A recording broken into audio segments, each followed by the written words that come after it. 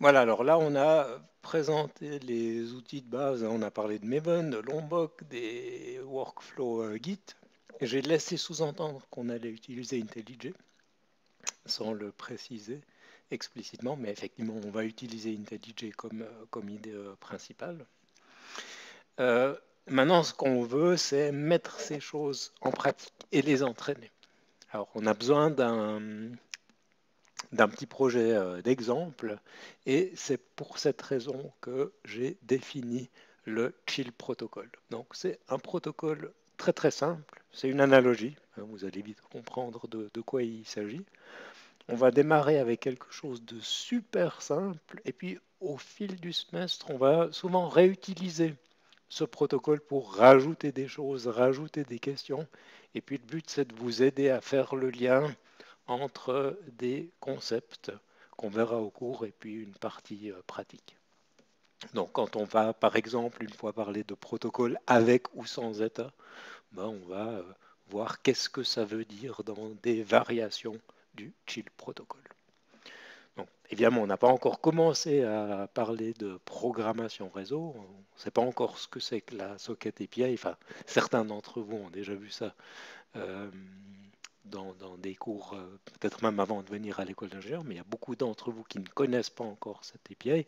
On ne va pas programmer un client et un serveur aujourd'hui. On va travailler à un niveau d'abstraction un petit peu élevé, mais on va voir la structure, la manière dont un client et un serveur communiquent, et puis on va écrire ça en Java. Donc vous allez comprendre ça plus tard quand on va construire le code, mais on va commencer par une description de ce protocole chill. Donc je vais passer sur ce slide ici.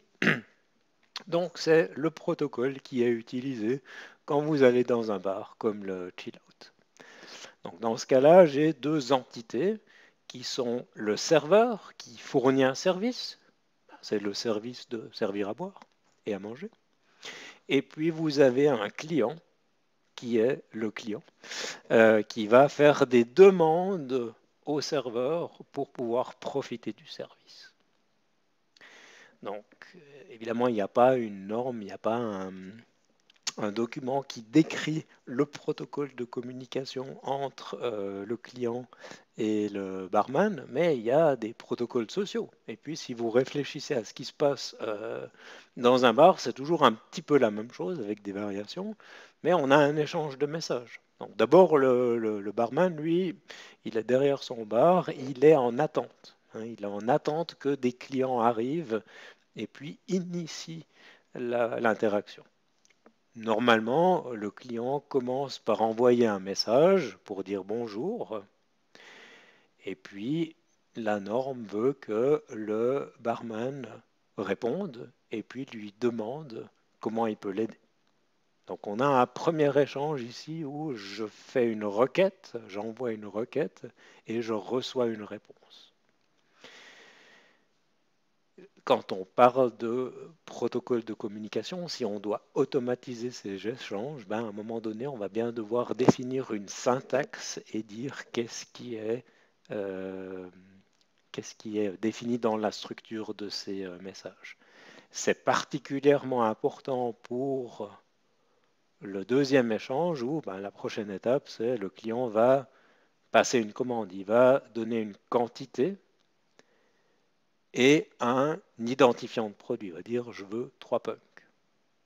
Hein, donc vous voyez ici, le serveur, quand il va traiter ce message, ben, il doit bien être capable de décortiquer le message et puis d'extraire le champ quantité et le champ nom. Et puis, dans la réponse ici, on va avoir la somme à payer qui est la quantité multipliée par le prix unitaire. Donc, vous voyez, quand on parle de protocole de communication, finalement, on va retrouver ces choses, c'est qui sont les entités, quels sont les messages qui sont échangés, quel est le flux ou la séquence de ces messages. Ici, c'est vraiment du requête-réponse strict en séquence. Il y a d'autres types de flux qu'on verra. Et puis, la question, c'est aussi quand je reçois un message, comment est-ce que je vais réagir? Qu'est-ce que je dois faire? Qu'est-ce que je peux faire à la prochaine étape? Sur ce tout petit exemple, vous voyez qu'il y a plein de questions qui se posent. Qu'est-ce qui se passe si je dis pas bonjour? Est-ce que c'est une étape qui est obligatoire ou facultative? Est-ce que je peux répéter ces échanges plusieurs fois ou pas? Qu'est-ce qui se passe si le client a moins que 16 ans? Est-ce qu'il y a des notions d'autorisation, par exemple? Le traitement d'erreur. Qu'est-ce qui se passe si je demande une bière qui qui ne figure pas au menu ou qui n'est plus en stock? C'est un barman, il sert à boire, mais il sert à manger. Mais quand je commande à manger, si je commande un burger, ça va peut-être prendre 10-15 minutes pour le préparer. Alors qu'est-ce qui se passe? Est-ce que je suis au bar puis je suis mis en attente? Ou est-ce que je peux aller m'asseoir et est-ce que quelqu'un va m'appeler quand le burger est prêt? Hein, donc vous voyez ici, on va parler plus tard dans le semestre d'appels bloquants, non bloquants, de traitement asynchrone. Ben, tout ça, c'est des mécanismes qui vont être utilisés pour répondre à ce genre de questions. Qu'est-ce qui se passe s'il y a beaucoup de monde? Est-ce que mon barman va être capable de traiter plusieurs clients en même temps ou pas? Et comment est-ce qu'il va faire ça? Donc ça, c'est des choses qu'on verra plus tard.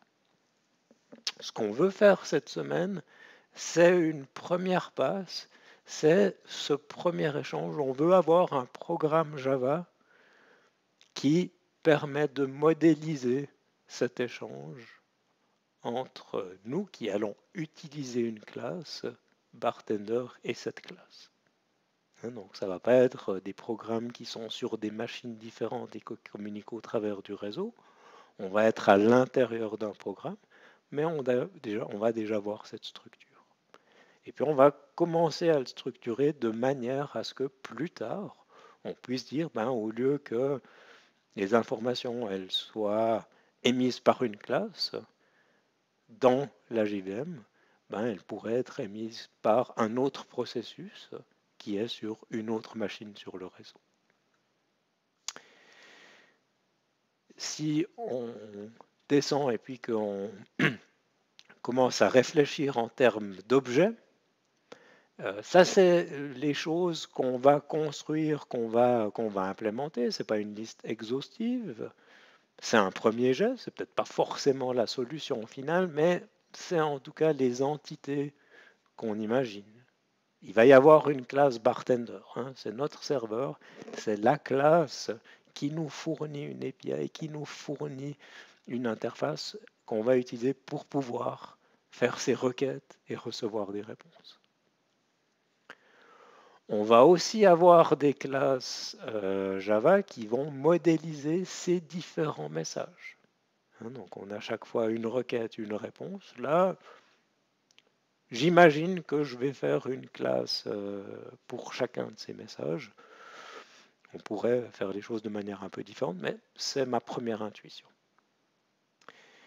Donc ça, c'est des choses qui sont vraiment liées au protocole. Donc quand on va définir notre structure de pactage, ben, on va certainement définir des choses dans un pactage protocole.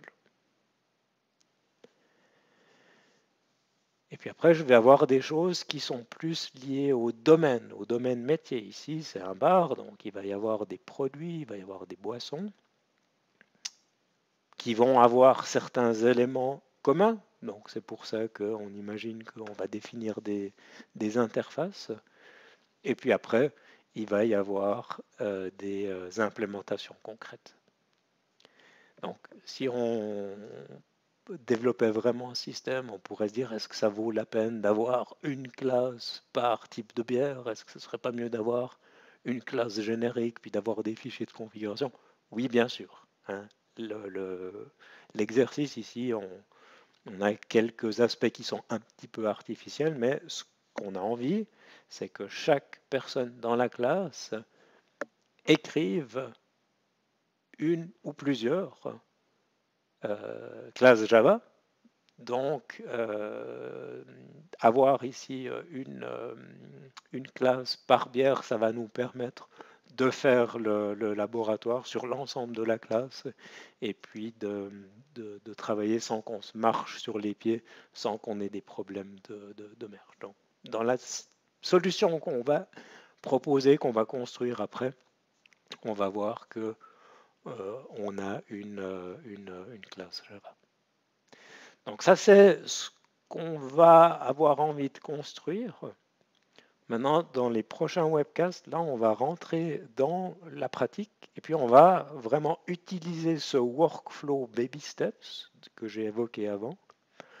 On va aller dans l'IDE, on va écrire du code, on va écrire des tests unitaires pour spécifier le comportement de notre application. On va implémenter des choses, on va présenter la structure et puis après vous allez finalement vous greffer sur cette structure et puis rajouter un peu de code. Donc il ne va pas y avoir d'algorithmique, il ne va pas y avoir de design orienté objet très compliqué à faire. Le peu de design orienté objet, on va le fournir comme point de départ. Le but ici, c'est que vous compreniez ce design, que vous compreniez le premier exemple, donc cette notion de client, de serveur, d'échange de messages, et puis après que vous appliquiez le workflow GitHub pour faire vos contributions et que vous le fassiez plusieurs fois pour que ça devienne euh, un automatisme. Donc, prochain webcast, on passe aux choses concrètes, on passe au code.